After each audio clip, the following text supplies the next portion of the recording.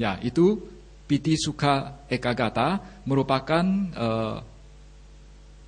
faktor jana yang kedua.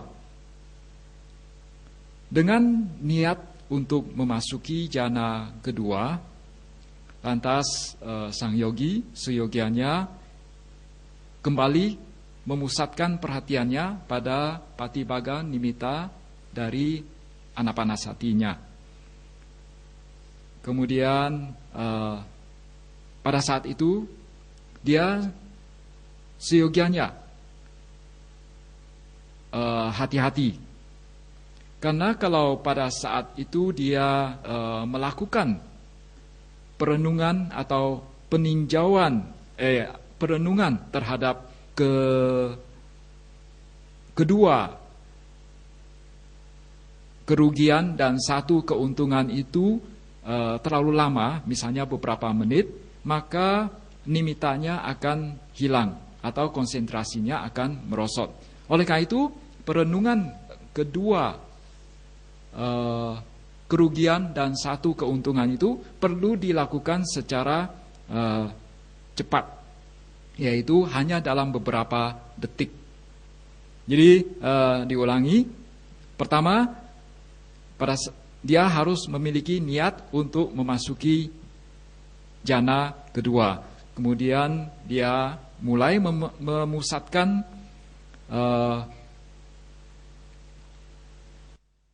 perhatiannya pada Patibaga Nimitta yang telah didapatkannya, yang ada. Setelah itu dia melakukan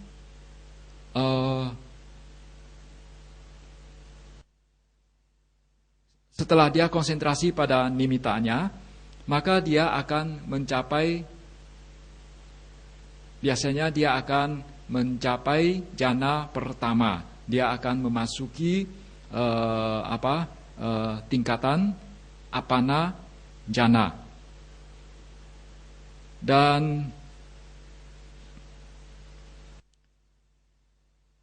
setelah berada di dalam jana pertama selama 1 atau 2 menit, maka dia seyogianya keluar dari jana pertama dan melihat kelima faktor jana yang ada. Dia akan langsung kelihatan bahwa witaka dan wicara itu sangat kasar. Sedangkan piti, sukha, dan ekagata itu sangat damai. Dan pada kasus ini dia bisa langsung melihat, jadi bukan melakukan peninjauan atau perenungan. Dia bisa langsung melihat bahwa witaka dan wicara itu sangat kasar. Sedangkan piti, sukha, dan ekagata itu sangat damai. Nah, setelah itu dia perlu berniat kembali untuk menyingkirkan witaka dan wicara untuk mendapatkan kedamaian yang lebih dalam, lebih tinggi. Oleh karena itu, dia perlu memusatkan perhatiannya lagi pada Patibaga Nimitta yang didapatkannya. Pada saat itu, dia akan memasuki apana samadhi, atau dia akan memasuki tingkatan jana yang kedua. Jadi mungkin dia akan memasuki tingkatan jana yang kedua. Kalau dia benar-benar memasuki jana kedua, maka dia akan memahami bahwa pada saat itu hanya ada piti, sukha, dan ekagata. Sedangkan witaka dan wicara sudah tidak ada lagi. When a meditator actually attained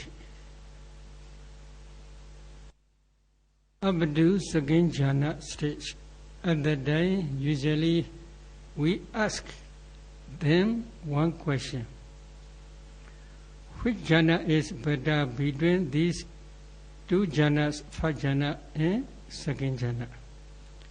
Usually many meditators, they give one answer. Second jhana is better. Then we ask again, do you want another better one? Of course. They give this answer.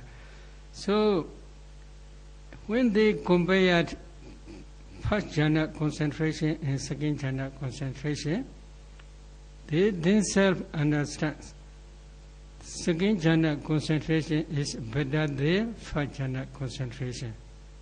At that time, they themselves understand this is second jhana, this is first jhana.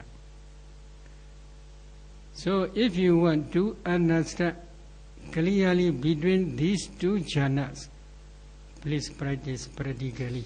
At that time you will understand more clearly.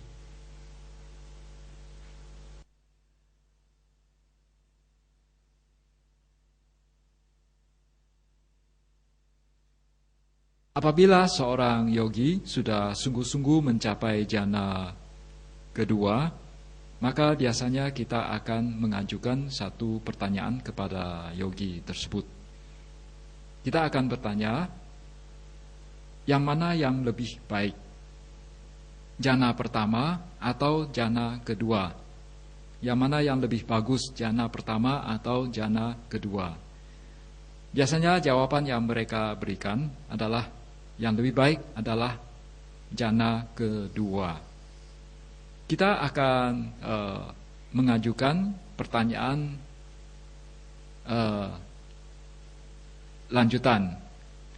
Apakah Anda menginginkan keadaan yang lebih baik dari jhana yang kedua? Biasanya jawaban yang diberikan adalah tentu saja mau. Dan setelah membandingkan jhana pertama dan jhana kedua, jadi biasanya orang akan mengetahui secara langsung bahwa jhana kedua itu jauh lebih baik.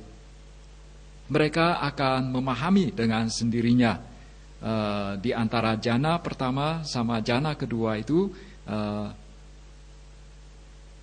jhana kedua lebih baik. Bagi mereka yang sudah mengalaminya sendiri, mereka akan memahami itu. Oleh karena itu, apabila kalian mau memiliki kemampuan untuk membedakan jhana pertama sama jhana kedua, silahkan berlatih, maka nantinya kalian akan memahami dengan jelas tentang hal ini. If a meditator actually wants to attain another better jhana, then he or she must practice this second jhana by mastery. In the same way which we had mentioned in first jhana. At least they should stay in second jhana 2 or 3 days. Up to, if they can maintain this second jhana more than 2 hours or 3 hours. At that time, if they want to change that jhana, then they must re-establish this second jhana concentration at least for about 1 hour. But here he had already attained 2 jhanas, first jhana and second jhana. While he is practicing second jhana, he should stay in first jhana for 5 minutes, 10 minutes only. After that, he should go to second jhana for a long time. Now, if he want to go to that jhana, again he must re-establish first jhana for few minutes, second jhana for about at least 1 hour. Emerging from second jhana, he should reflect. This second jhana is close to the enemy Vidaka Vichara. This is first jhana Veda. First jhana Vedas. Then again please reflect. Piti, joy. that PD is gross. Why PD is gross? Usually PD produce emotion. Because of PD, mind shake a little bit. So PD is gross. Then please reflect. These are two disadvantages. I will repeat again. One disadvantage is this jhana is close to the enemy Vidagga Vichara, which are the first jhana factors. Number two, PD is gross. These are two disadvantages. Then after that he should reflect one advantage. Sukha Ekaggata is more quiet. After reflecting, he should concentrate on the Patibhaga, Anapana Patibhaga Nimitta again. While concentrating on the Anapana Patibhaga Nimitta with the intention for the attainment of that jhana, then full absorption will arise. Usually, for beginners, such type of full absorption is only second jhana. He should stay in that second jhana for 2 or 3 minutes only. Imagine from that second jhana, while reflecting jhana patterns, at that time he will see PD is gross. Sukha Ekaggata is very quiet, very peaceful and very quiet. At that time, with the intention to remove gross pattern PD and to attain peaceful patterns, Sukha Ekaggata, which are the jhana factors of that jhana. He should concentrate on the Anapana Patibhaga Nimitta again. Very soon full absorption will arise. That full absorption may be that jhana full absorption. If it is really that jhana full absorption, then he will understand there is no PD. There are only two jhana factors, Sukha and Ekaggata. At that time, he should maintain this second jhana at least up to 2 hours or 3 hours. He should practice this third jhana. He should practice this third jhana at least for 2 or 3 days. He should maintain his concentration at that jhana concentration at least for 2 or 3 hours. While practicing that jhana, he should begin from first jhana. So in first jhana he should stay 5 minutes or 10 minutes. In second jhana also he should stay 5 minutes or 10 minutes. Then he should go to that jhana. He should maintain this that jhana at least 2 or 3 hours. At least he must practice 3 days, 2 or 3 days. After that, if he want to go to fourth jhana, then he can go to fourth jhana.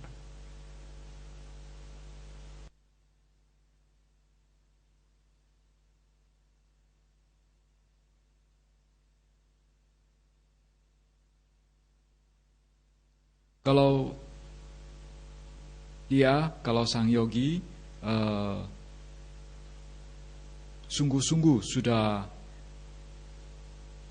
mencapai jhana kedua, di mana dia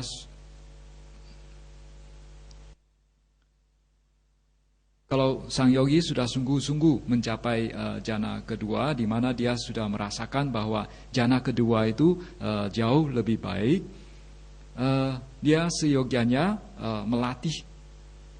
berlatih lagi dalam jhana kedua tersebut. Dia seyogianya melatih lagi kelima kemahiran atau ketangkasan yang seperti dilakukan pada jhana pertama.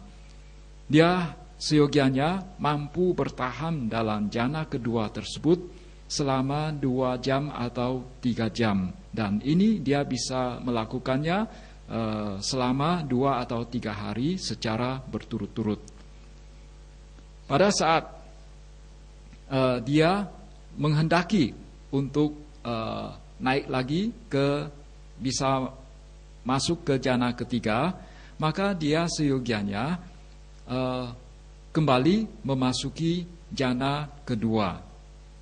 Jadi pertama-tama biasanya dia perlu memasuki jana pertama dulu selama 5-10 menit.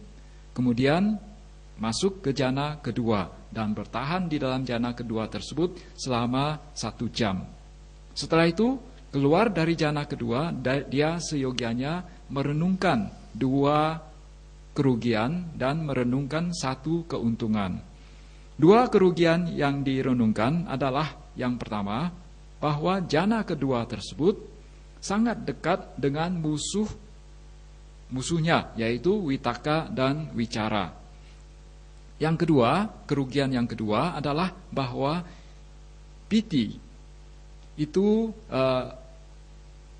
cukup kasar juga, karena piti atau kegiuran itu menghasilkan gejolak emosi. Batin juga bisa tergoncang sedikit, bisa goyah sedikit. Oleh karena itu piti dibandingkan sama yang sisanya itu lebih kasar. Kemudian dia perlu merenungkan lagi 1 keuntungan, bahwa sukha dan ekagata atau kebahagiaan dan kemanunggalan batin itu jauh lebih damai. Jadi saya ulangi, jadi dia perlu merenungkan 2 kerugian dan 1 keuntungan. Pertama, bahwa kerugiannya bahwa jana kedua lebih dekat ke musuhnya, yaitu Witaka dan Wicara. Dan kerugian yang kedua adalah piti itu kasar, karena bisa menghasilkan gejolak emosi dan batin menjadi sedikit goyah. Dan keuntungan yang lainnya, keuntungan yang perlu direnungkan adalah bahwa sukha dan ekagata itu lebih damai. Selanjutnya, dia perlu memusatkan perhatiannya lagi pada patibaga nimitta yang didapatkannya, kemudian meniatkan untuk memasuki jana ketiga. Pada saat itu dia akan memasuki tingkatan apana samadhi, akan memasuki tingkatan batin yang terserap penuh pada nimitta. Bagi seorang pemula, biasanya dia hanya akan memasuki jana kedua. Maka pada saat dia mulai memasuki jana kedua, dia seyogianya berada dalam jana kedua tersebut selama 2 atau 3 menit. Kemudian setelah keluar dari jana kedua tersebut, dia perlu melihat lagi faktor jana yang ada. Dia akan melihat bahwa piti atau kegiuran itu, dia bisa langsung melihat bahwa piti atau kegiuran itu kasar, sedangkan sukha dan ekagata itu lebih damai. Dan lantas dia perlu meniatkan untuk menyingkirkan piti atau kegiuran. Lantas dia perlu memusatkan perhatiannya lagi pada patibaga nimitta yang ada, dan dia akan memasuki tingkatan absorpsi penuh atau apana samadhi, dan mungkin dia akan memasuki tingkatan jana yang ketiga pada saat itu. Kalau dia betul-betul memasuki tingkatan jana yang ketiga, maka dia akan memahami pada saat itu bahwa pada saat itu tidak ada piti, yang ada hanya sukha dan ekagata, kebahagiaan dan kemanunggalan batin. Dia seyogianya mempertahankan keadaan demikian, yaitu jana ketiga ini selama 2 jam atau 3 jam.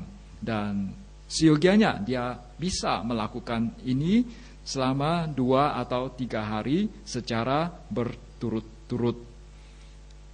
Jadi apabila seseorang ingin memasuki jana ketiga, pertama-tama dia harus memasuki jana pertama dulu selama 5-10 menit.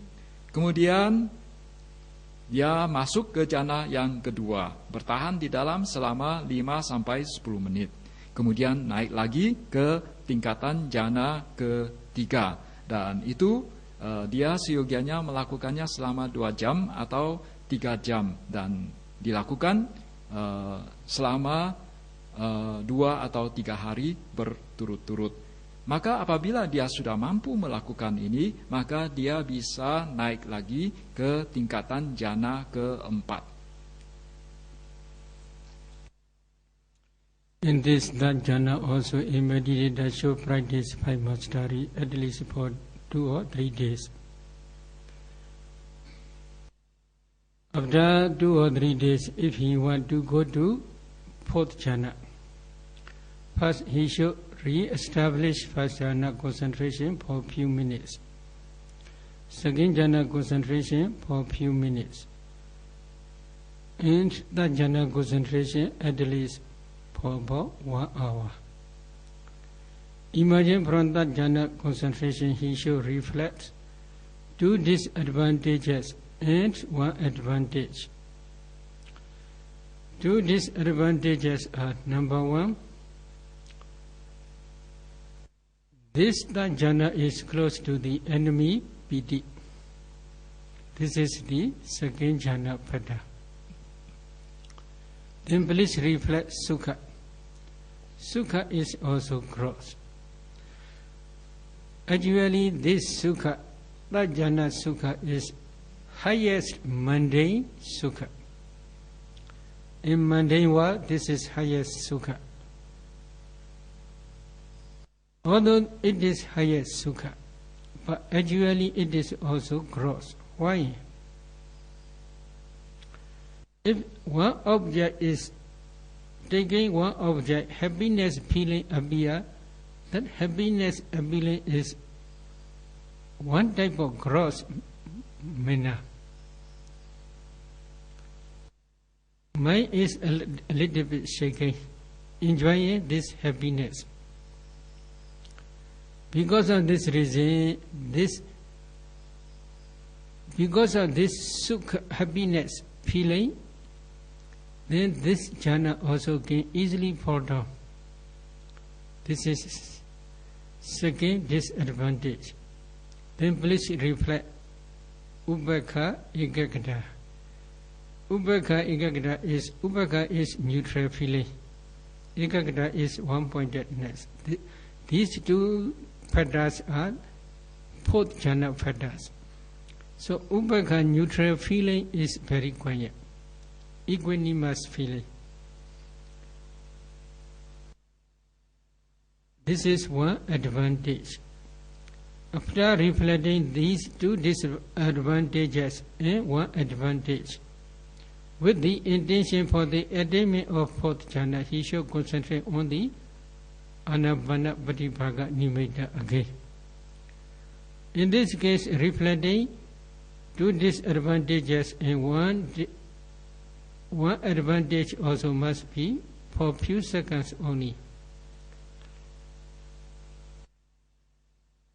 After reflecting these 2 disadvantages and 1 advantage, while he is focusing on Anapanasati nimitta again, full absorption will arise again.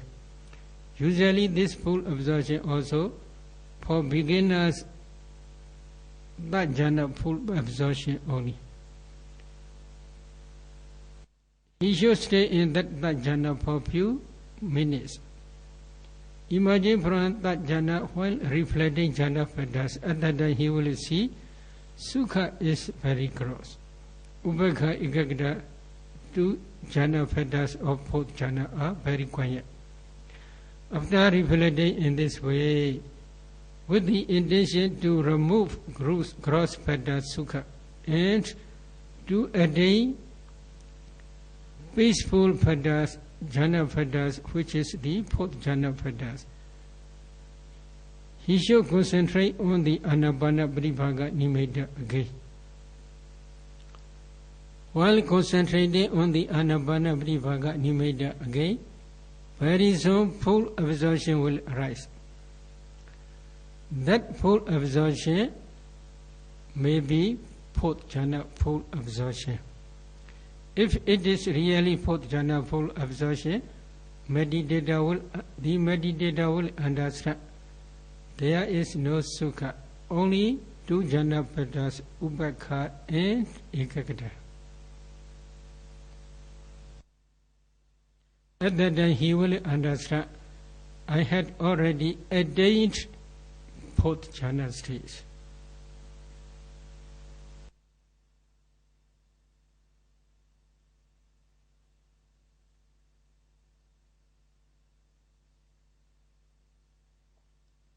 Jadi kalau dia sudah mampu untuk mencapai jhana ketiga, maka dia seyogianya berlatih lagi kelima kemahiran atau ketangkasan yang telah disebutkan sebelumnya. Dan itu dia lakukan selama 2 atau 3 hari. Setelah itu dia boleh mulai mencoba untuk memasuki jhana keempat. Pertama dia memasuki jhana pertama dulu selama beberapa menit, kemudian memasuki jhana kedua selama beberapa menit, kemudian memasuki jhana ketiga selama 1 jam.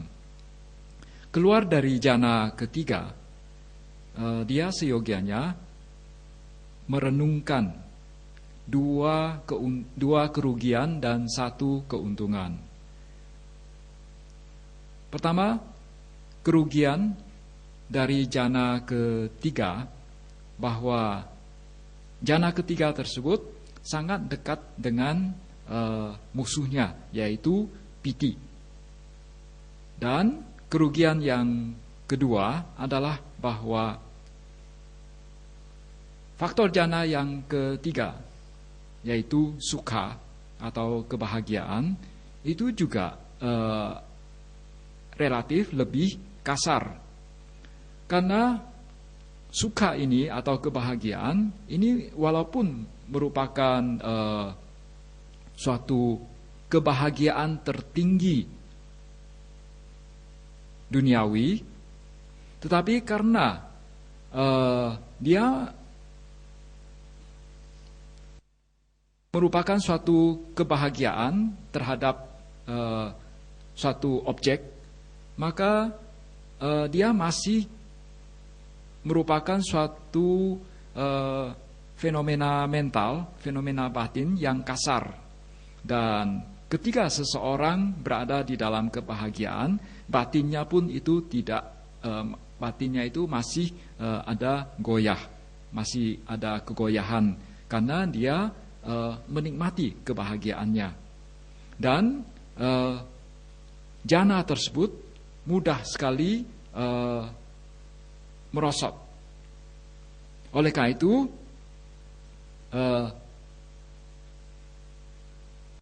dia perlu menenungkan lagi keuntungan yang satunya, bahwa upekha dan ekagata itu jauh lebih tenang. Upekha dan ekagata ini adalah faktor jhana yang keempat. Jadi saya ulangi, setelah dia keluar dari jhana ketiga, dia perlu merenungkan 2 kerugian jhana ketiga dan 1 keuntungan jhana keempat. Kerugian dari jhana ketiga adalah dekat sama musuhnya, yaitu piti. Kemudian kerugian yang kedua adalah faktor jhana sukha atau kebahagiaan, itu masih relatif lebih kasar. Kemudian keuntungan dari jhana keempat adalah bahwa upekha dan ekagata itu lebih tenang. Upekha dan ekagata yang merupakan faktor jana keempat itu jauh lebih tenang. Dengan niat, jadi dia perlu melakukan perenungan 2 kerugian dan 1 keuntungan ini hanya dalam beberapa detik, ya, harus dilakukan secara cepat. Kemudian dengan niat untuk mencapai jana keempat, dia seyogianya memusatkan perhatiannya lagi pada patibaga nimitanya. Dan dengan segera dia akan memasuki tingkatan apana samadhi. Dia akan memasuki keadaan batinnya terserap penuh pada objeknya, yaitu nimitta. Bagi seorang pemula,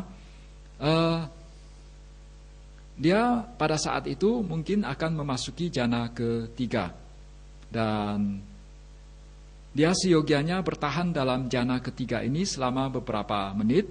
Kemudian keluar dari sana, dia akan melihat, dia seyogianya melihat bahwa faktor jana yang ada, yaitu sukha, itu tampak kasar, sedangkan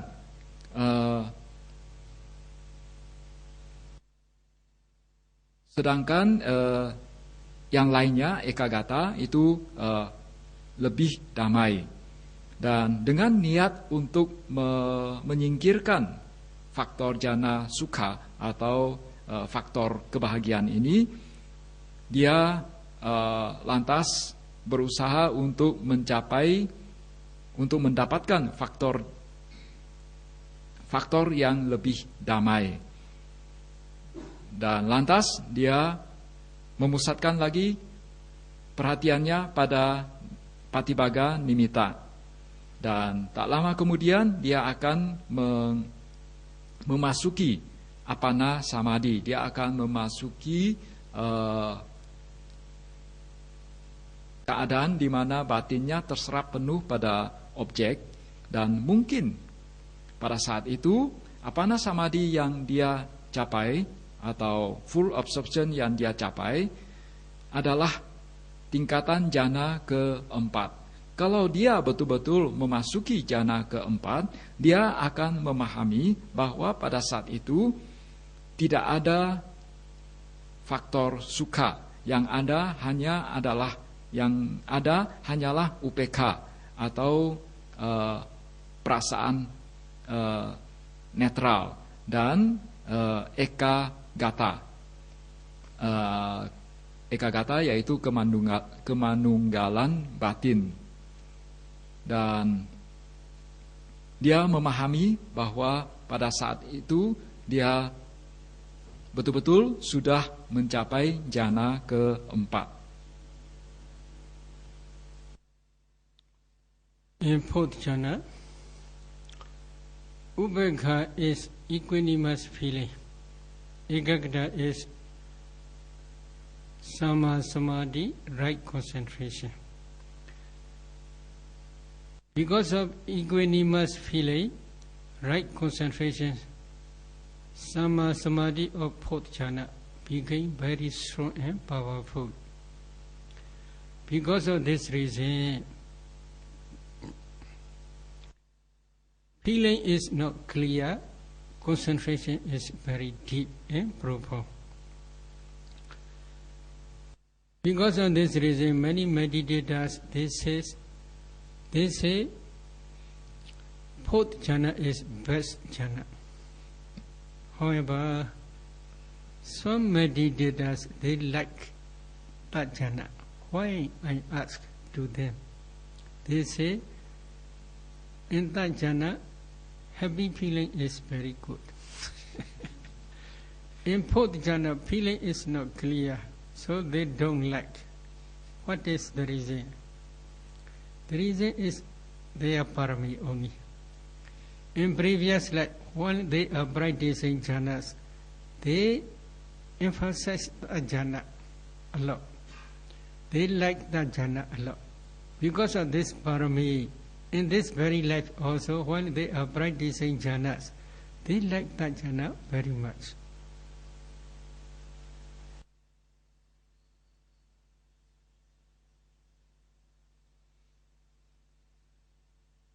pada saat seseorang sudah mencapai jana keempat, faktor jana yang ada hanyalah UPK dan ekagata. UPK itu adalah perasaan yang netral, kemudian ekagata atau sama-samadi itu sangat kuat,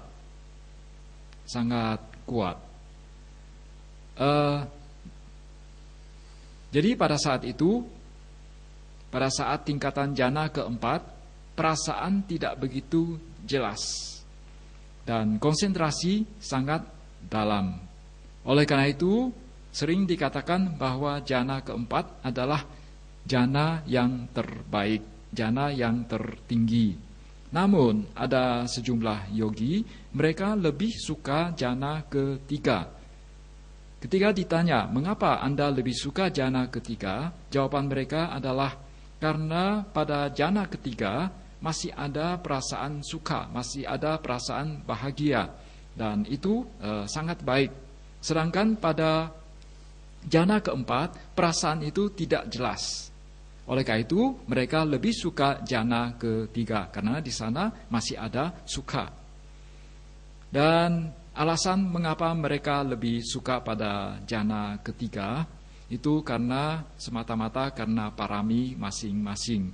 Jadi mungkin dalam kelahiran lampau mereka pada saat sudah mencapai jana, mereka lebih menekankan pada jana yang ketiga, sehingga pada saat ini mereka sangat suka dengan jana tiga tersebut.